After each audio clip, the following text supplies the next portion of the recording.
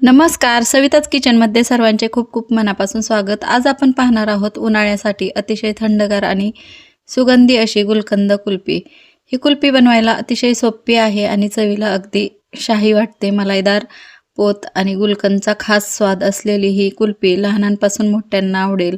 कढईमध्ये थोडंसं पाणी टाकून घेतलं आहे, 1-2 चमचे, आणि नंतर 1 लिटर असं दूध टाकून घेतलं आहे. आता हे दूध आपण छान असं आटवून घेऊया.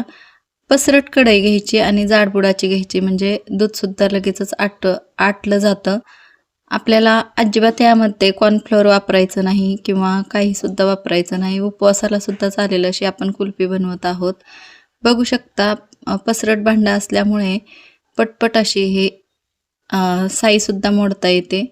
आणि मोठा गॅस करून मी अगोदर उकळून घेत आहे, फिरवून घेत आहे, साई मोडत म्हणजे आपली ही कुल्फी दाणेदार होते आणि लहानांपासून मोठ्यांपर्यंत आवडेल एवढी छान. नक्कीच तुम्ही ट्राय करा घरी.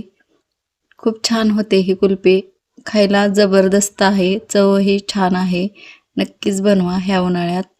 तर हे 1 लिटर आपण दूध छान असं आटवून घेत आहोत ह्या पद्धतीने. तर आता यामध्ये घट्टपणा येण्यासाठी मी काजू घेतले आहेत आणि यामध्ये आपण पाणी टाकून पाणी किंवा दूध टाकून आपण याची पेस्ट करून घेऊया. अगोदर पावडर करून घेतली, नंतर दूध टाकून घेतलं आहे. त्याच ठिकाणी तुम्ही पाणी टाकलं तरीही चालेल. छान असं आपलं इकडं दूधसुद्धा आटलेलं आहे, बघू शकता तुम्ही.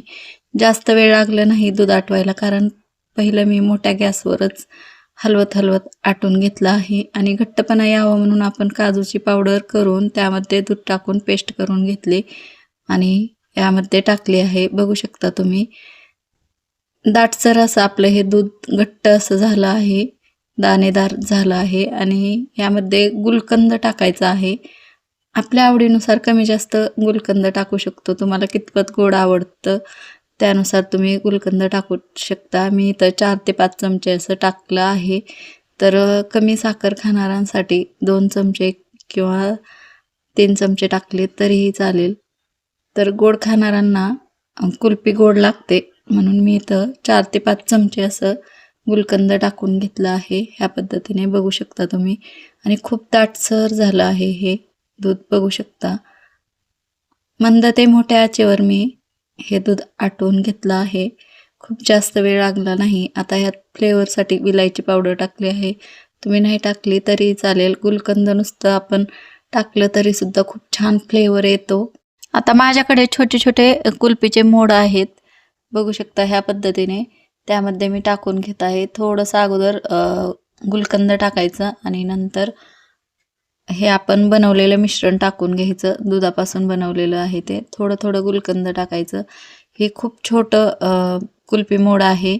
जर तुमच्याकडं मोठं असेल तर तुम्ही मोठ्या कुल्फी मोडमध्ये सुद्धा छान सेट करू शकता.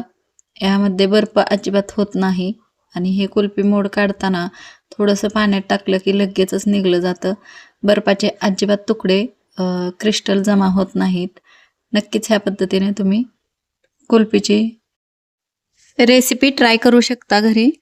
ह्या पद्धतीने मी कुल्फी मोडमध्ये कुल्फी टाकून घेत आहे, कुल्फीचे मिश्रण टाकून घेत आहे. तुम्ही जर तुमच्याकडे मोठे साईजचे कुल्फीचे मोड असतील तर त्यामध्ये तुम्ही सेट करू शकता. तर हे सेट करून मी आता हे वरती फ्रीजच्या वरच्या भागात मध्ये ठेवणार आहे, डीप फ्रीजरमध्ये ठेवणार आहे.